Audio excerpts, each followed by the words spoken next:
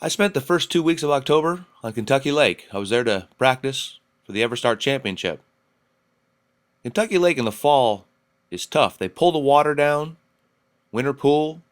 The fish are in transition in that fall transition funk.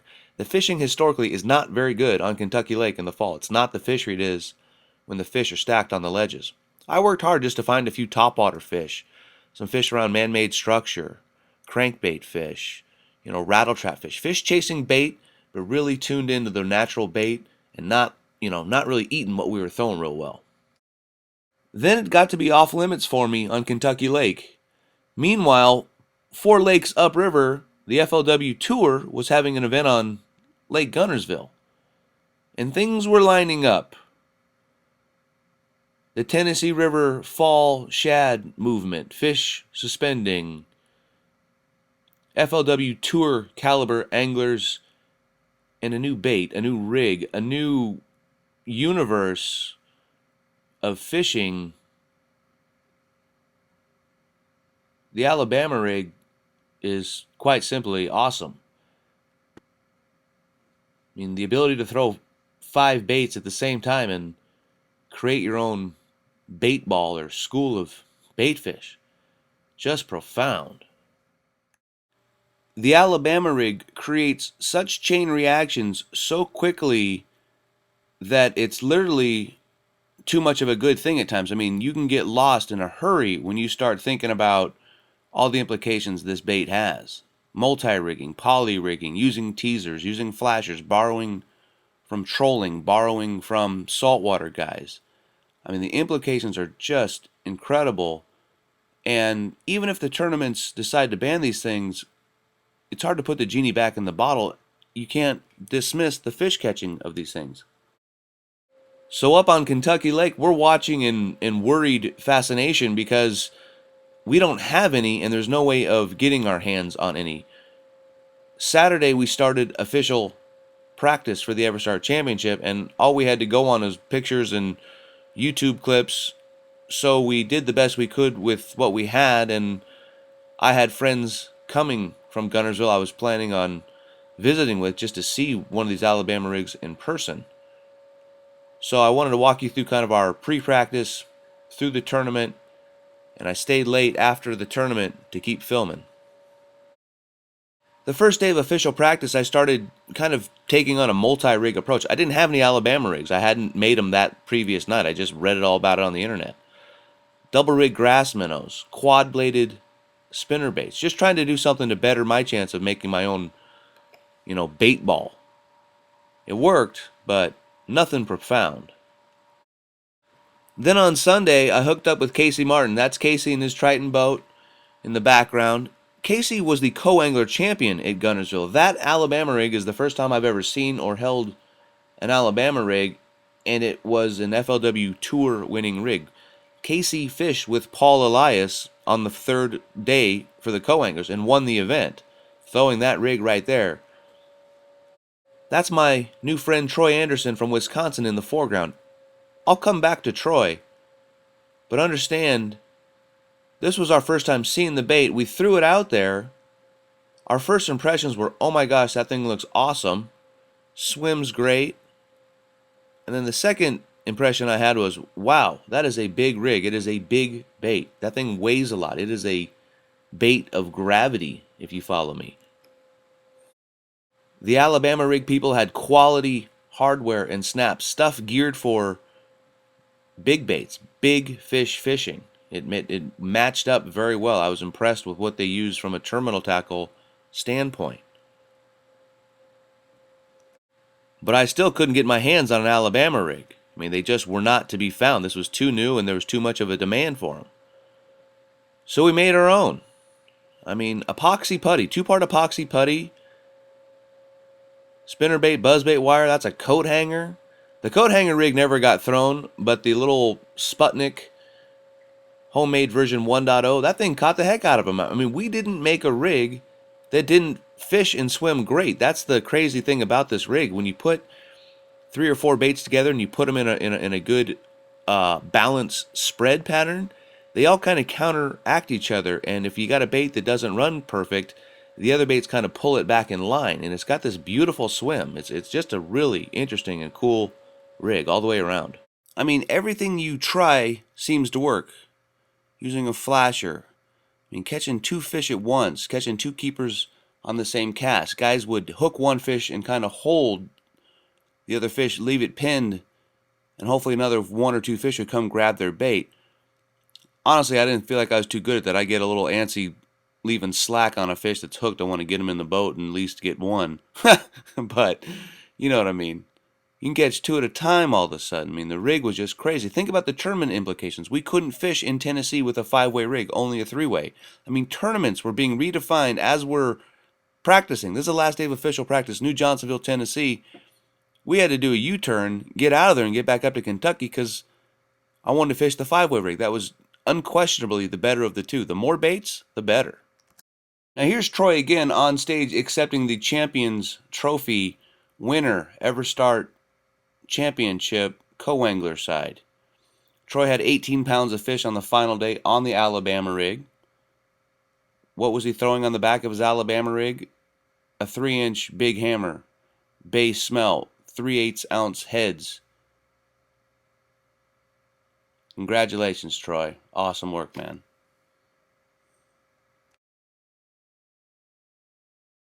On day 4, the final day for the boaters, I got partnered with Bob Marley. No, that's Chad Pro from Chipley, Florida. He'd made the top 10 cut again. Chad's been fishing strong. It was just a pleasure to be his camera guy and observer for the day. Chad is a Reaction Innovations guy. It should be no surprise that on Chad's Alabama rig, he found yet another fish-catching use for the skinny dipper. Now, I'll tell you, the Alabama rig was not a main part of Chad's approach or how he was catching his fish. But I will tell you, when he did throw the rig, and he threw his money shot violet skinny dippers, they ate it. Chad asked me if I'd ever seen the Kinky Beaver. I said, no, I hadn't. So he threw me one. This is the new souped-up version of the Reaction Innovations Beaver. The first thing I noticed, of course, was the Vortex Claw. Pretty cool bait. Pretty nice makeover of an already proven fish catcher. The Kinky Beaver. Reaction Innovations. Their baits catch fish. My Everstart Championship wasn't so awesome. I blew up my lower unit on day 2, 45 miles from takeoff, and basically forfeited a month of practice and preparation time in a tournament that, of course, was won throwing swim baits. But as my friend and tournament director Ron Lappin reminded me, it's going to happen again. You got to push on through. So I stayed on Kentucky Lake. I wanted to stay and throw the rig and learn and progress. And I wanted to share with you what I learned from my experiences throwing this rig. Yamaha, thanking them for honoring their warranty and service. I got my lower unit replaced, got back on the water with my friend Ron. He's been fishing Kentucky Lake for 30 years. Heads up, Ron, 4 o'clock.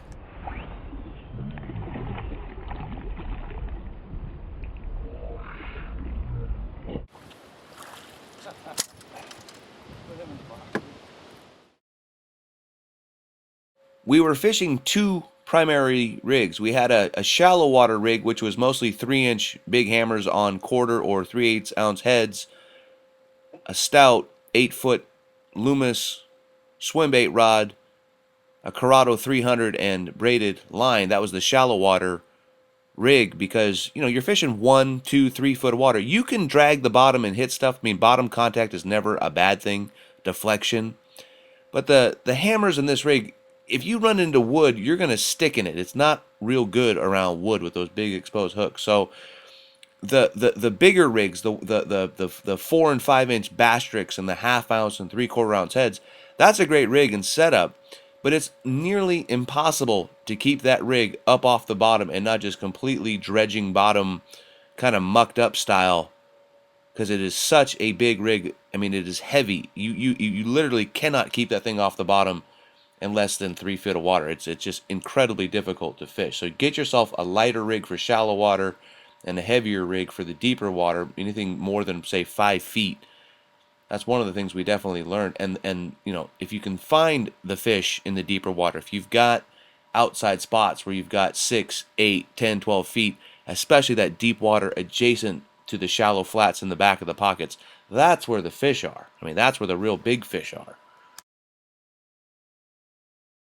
When I went to go throw the big rig, I reached for my Loomis 966 and my Calcutta 400 TE and my 30-pound mono, the same rig I used to throw the Huddleston and most of the big baits. And it turned out to be a great setup. I think it points out there's going to be a huge revolution in what rods and reels and gears guys are using to throw these rigs.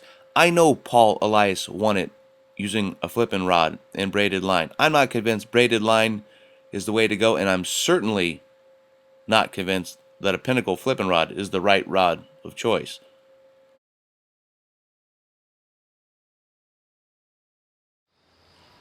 Throwing the big rig reminded me a lot of throwing a Radafall 12 Huddleston Deluxe. Notice the lob cast. And then the retrieve. You want your baits running parallel to the surface of the water, a theme we spoke to in Southern Trout Eaters. There's a few themes from Southern Trout Eaters this rig validates, which we'll get to. But notice the retrieve. Putting a good grind on that, just to keep it running straight. Thing's heavy and it sinks out. It's about 15 feet under the boat. Some brush piles and things off that point, and there's a shallow flat behind me. And if you watch this clip closely, you'll see bait flipping around off that point. There's bait balls just suspended, pushed up to the surface everywhere. Kentucky Lake is chock full of threadfin shad.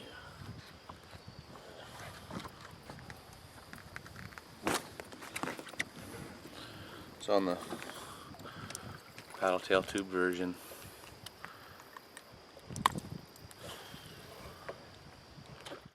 When you swimbait fish, you fish major man-made structure in prime feeding areas.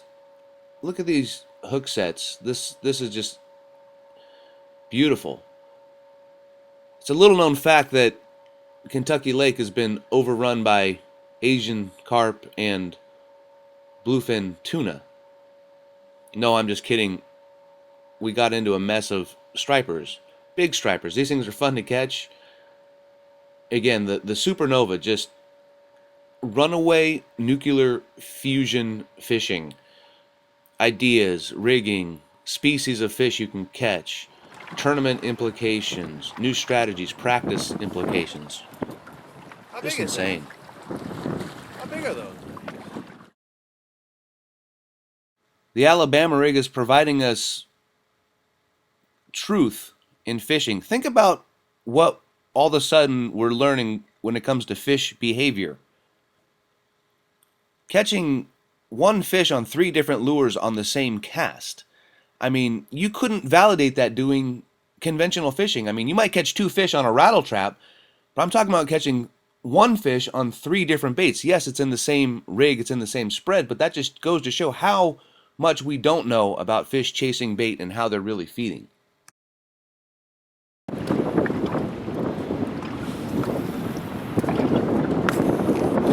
Two hammers, same time. Nice.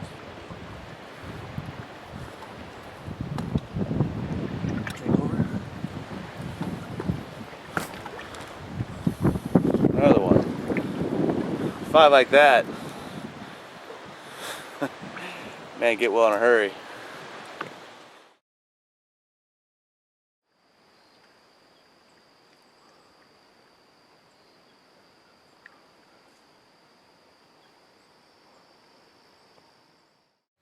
Please raise your hand if you've been fishing the Alabama rig for more than 60 days. The rig just hasn't been out that long. It hasn't been public knowledge for very long. Of course there were a few guys who were on it early. My point is, a lot's going to change. A lot's going to be shaped. I wouldn't take anything I tell you or anybody else tells you as absolute truth. There just hasn't been that much time to refine this technique. Now, on the Tennessee River and this kind of bite, sure, this looks pretty well like it catches fish, but I'm talking about the other places, the other implications. This rig has got a lot of room to grow.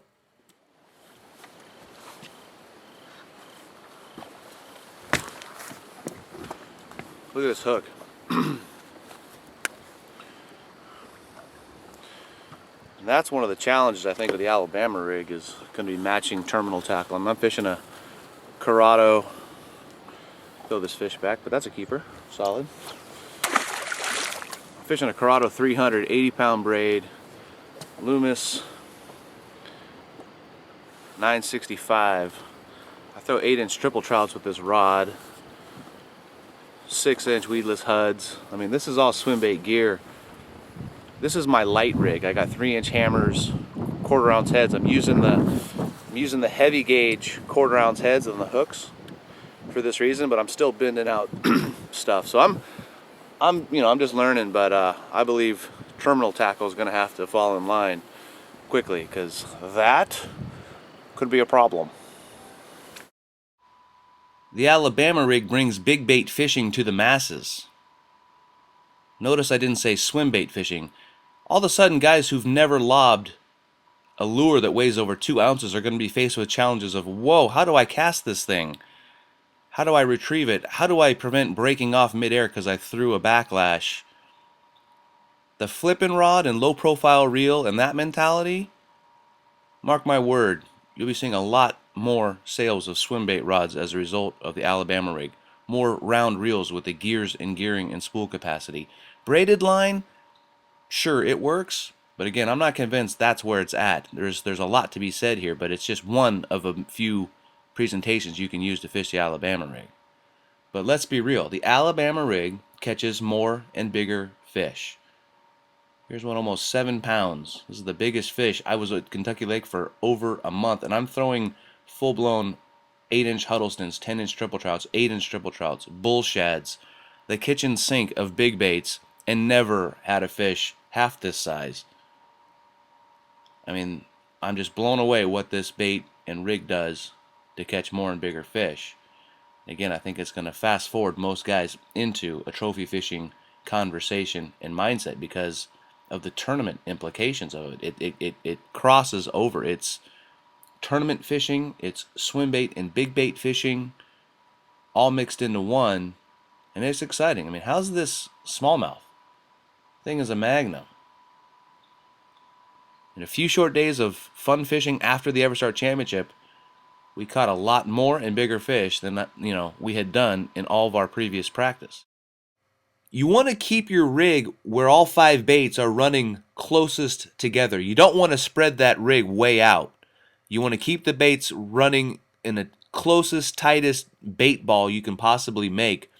The trade-off is the closer you put them all together, the more likely you are to foul and snag. But it seemed like the closer and tighter the setup, the better. The Alabama rig gets an A+ in fishability, but let's be honest, it still fouls. If it's going to foul, it's going to wrap around itself, casting against the wind. There's a lot going on, and it'll happen. And also, it'll snag itself. Your neighboring bait, you'll go hooked through the terminal tackle. Not a whole lot you can do, but the other problem that is preventable is this.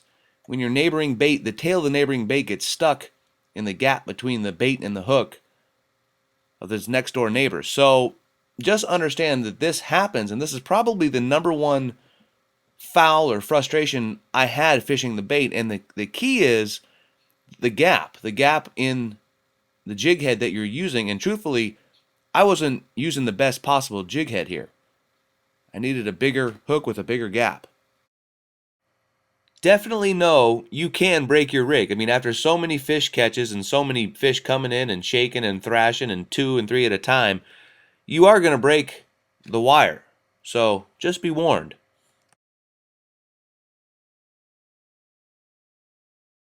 Okay, here's what you need. You need a 3-inch big hammer. Pick whatever color matches the bait fish you're trying to imitate, threadfin or gizzard shad or whatever minnow or whatever color seems to be the local color of choice. The big hammers come in all kinds of colors. So, color shouldn't be the issue. But a 3-inch big hammer, a 3/8 ounce head that comes with a 2/0 hook. That's a hammer head. It was meant to fit that 3-inch big hammer perfectly. Again, it's got that big wide gap and bite so the tail won't get snagged in its neighboring bait. It's just a good fit, and it's a good system, if you will. Look at Troy's rig. Troy was throwing the 3-inch base melt Big Hammer on the 3/8 ounce head with the 2/0 hook. That's the right rig. I mean, after my testing, I had a 1/4 ounce. And I felt like the hooks were too small and too lightweight. I felt like the big rig was a little too heavy because the fish were in less than 3 or 4 feet of water most of the time. So you needed kind of this lighter weight rig. That's the right rig, at least at that moment in time on the Kentucky lake. Some friends of mine make the retriever rig. If you're an angler looking for rigs, or if you're a tackle shop looking to stock rigs, check out waterdogoutdoors.com. I'm putting my friends at Waterdog Outdoors in contact with my friends at Big Hammer Swimbait Company. The idea is to provide a castable rig that comes pre-rigged with the Big Hammer swimbaits already on. What this means is the ability to provide medium, heavy, and lightweight rigs that match up with the 3, 4, 5, 6, who knows what inch Big Hammer swimbaits. They come in the right colors, with the right heads, with the right hooks, taking all the guesswork out for you.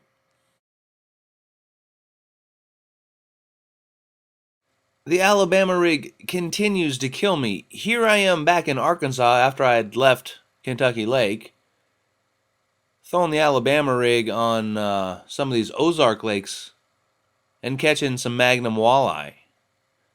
Again, this Alabama rig is just a supernova of chain reactions and implications, and who knows where it's going to go. Let me give you some ideas of where I'm taking it. I head to Okeechobee for the winter. Be leaving soon, but think about grass fishing in multi-rigs, poly rigs in the grass. Crazy. I'm sure it can be done. It's a rigging thing, but will it matter? Does it really matter in grass fishing? I don't know. We'll find out. How about the Jerry Rago bait ball? This is a castable big bait rig. I mean, makes the big rig I was throwing earlier look like child's play. This is a full-blown throwing 5 big baits at once. Some of my friends, guys in the Southern Trout Eaters film, they're throwing this right now, catching them, whacking them, stomping them. Hope to have some pictures and stuff to share. But check this thing out if you haven't. The Rig Supernova, I mean, check out this double haulable umbrella rig. This is for fly fishermen. That's 5 woolly buggers. And yes, it can be casted, and yes, it can be stripped, and yes, it catches fish. My neighbor here in Arkansas, a good friend, a great fisherman, and just a hell of a guy, shared this with me. I mean, look at where this stuff is going. The Alabama rig, just incredible.